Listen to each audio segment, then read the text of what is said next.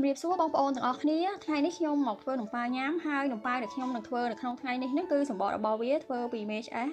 ចំពោះមេឆ្អេះនេះផងដែរគឺបងប្អូនមិនបាច់ព្រួយបារម្ភថានៅពេលដែលធ្វើហើយគឺឆ្អេះញ៉ាំអត់កើតទេនៅពេលដែលយើងដាក់បរិមាណដែលសមល្មមហ្នឹងគឺវានឹងធ្វើឲ្យនំហ្នឹងអត់ឆ្អេះទេហើយជាដំបូងនេះគឺខ្ញុំធ្វើសម្បកនំជាមុនសិនដោយខ្ញុំប្រើទឹកនេះចំនួន140មីលីលីត្រជាមួយនឹងមេនំនេះចំនួន3/4ស្លាបព្រាកាហ្វេហើយនឹងស្ករសចំនួន120ក្រាម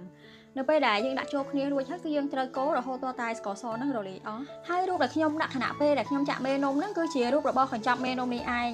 ហើយបន្ទាប់ពីកូរស្កររៀងរលាយអស់ហើយគឺយើងចាក់ម្សៅមីចូលចំនួន375ក្រាមបន្ទាប់មកគឺអំបិលចំនួន3/4ស្លាបព្រាកាហ្វេហើយនឹងប្រេងឆាចំនួន2ស្លាបព្រាបាយជាចុងក្រោយគឺទឹកក្រូចឆ្មាចំនួនកន្លះស្លាបព្រាបាយបន្ទាប់ពីដាក់គ្រឿងផ្សំទាំងអស់ចូលគ្នារួចហើយគឺយើងត្រូវច្របល់រហូតទាល់តែចូលគ្នាបានសព្វល្អបន្ទាប់ពីច្របល់ចូលគ្នាបានសព្វល្អហើយគឺយើងត្រូវគ្របម្សៅទុករយៈពេល20នាទីសិន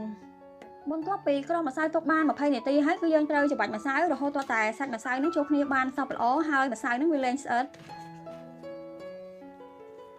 ហើយការច្របាច់ម្សៅនេះគឺប្រើរយៈពេលប្រហែលជា4ទៅ5នាទី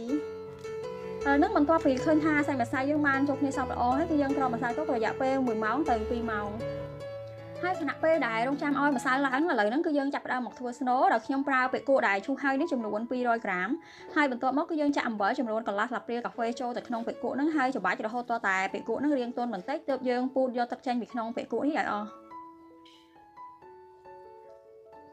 ចំពោះស្នូលនំនេះគឺខ្ញុំប្រើសាច់ជ្រូកចិញ្ច្រាំហ្នឹងចំនួន150ក្រាមជាមួយនឹងខ្លាញ់ដែលបានហាន់ជាដុំតូចៗហ្នឹងចំនួន30ក្រាមហើយប្រសិនបើអត់ចង់លាយខ្លាញ់បែបនេះទេគឺអាចប្រើជាសាច់លាយខ្លាញ់ឬក៏ជាសាច់សុទ្ធក៏បានដែរចំនួន180ក្រាម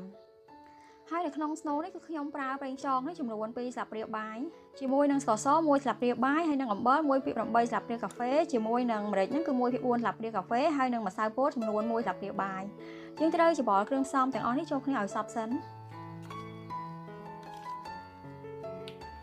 ហើយបន្ទាប់ពីឃើញថាច្របល់ចូលគ្នាបានសព្វហើយគឺយើងចាប់ផ្ដើមដាក់គ្រឿងផ្សំផ្សេងទៀតដោយខ្ញុំដាក់ខ្ទឹមបារាំងដែលខ្ញុំបានហាន់តូចៗនេះចំនួន30ក្រាមចូលហើយខ្ទឹមបារាំងនេះគឺខ្ញុំបានត្រឡប់ខ្លាញ់ឲ្យរាងស្រពាប់ហើយបន្ទាប់មកគឺការ៉ុតចំនួន30ក្រាមដូចគ្នាហើយនឹងដាក់បេកគក់ដែលយើងបានពូតទឹករួចនឹងចូលហើយច្របល់វាចូលគ្នាឲ្យសព្វ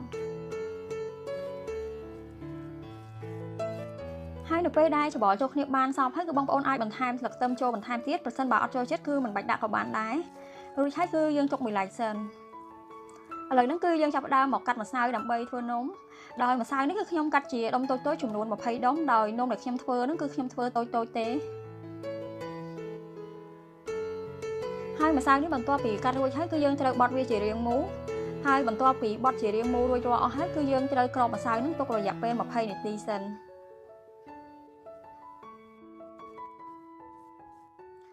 បន្ទាប់ពីគ្របម្សៅទុកបាន20នាទីឥឡូវហ្នឹងគឺម្សៅរាងទន់ហើយគឺយើងអាចយកមកកិនបានគឺយើងត្រូវយកម្សៅនេះមកកិនឲ្យសំប៉ែតហើយបន្ទាប់មកគឺយើងត្រូវកិនជាជុំវិញរបស់ម្សៅហ្នឹងឲ្យស្ដើងជាងផ្នែកកណ្ដាលហើយបន្ទាប់មកទៀតគឺយើងដួសស្នូលដាក់ចំកណ្ដាលរួចហើយបន្ថែមជាមួយនឹងពងក្រួចឬក៏ពងទាស្ងោរក៏បានដែរបន្ទាប់មកគឺយើងត្រូវចាប់ជារបស់ម្សៅហ្នឹងផ្អឹបជាប់គ្នាហើយចាប់ស្នូលរហូតដល់តែជិតល្អចំពោះម្សៅដែលខ្ញុំយកមកលាយសម្រាប់ធ្វើសម្បកនំប៉័ងនេះផងដែរគឺខ្ញុំប្រើជាម្សៅរូបស្ទាំងដែលម្សៅនេះគឺបងប្អូនអាចរកទិញនៅតាមផ្សារទូទៅបានដែលនៅតាមផ្សារទូទៅហ្នឹងគឺគេមានលក់ជាម្សៅកងនិងម្សៅស្ទាំងប៉ុន្តែនៅពេលដែលយើងធ្វើនំប៉័ងហ្នឹងគឺយើងត្រូវតែសួររកម្សៅស្ទាំងទើបអាចយកមកធ្វើនំប៉័ងបាន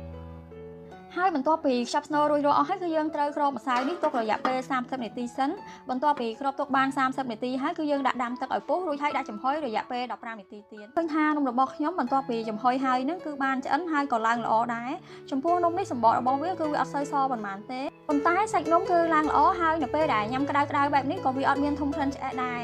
ហើយចំពោះនំដែលនៅធំក្លិនឆ្អែតហ្នឹងគឺបងប្អូនអាចទុកឲ្យនំហ្នឹងត្រជាក់សិនទៅវាបាត់ក្លិនឆ្អែតហើយបើបងប្អូនចង់ញ៉ាំនៅពេលដែលវាក្តៅៗគឺអាចយកទៅកម្ដៅម្ដងទៀតហើយវីដេអូនៅក្នុងថ្ងៃនេះក៏ដល់ទីបញ្ចប់ដែរប្រសិនបើមានកំហុសឆ្គងត្រង់កន្លែងណាហ្នឹងក៏សូមអធិស្ឋានផងសូមអរគុណ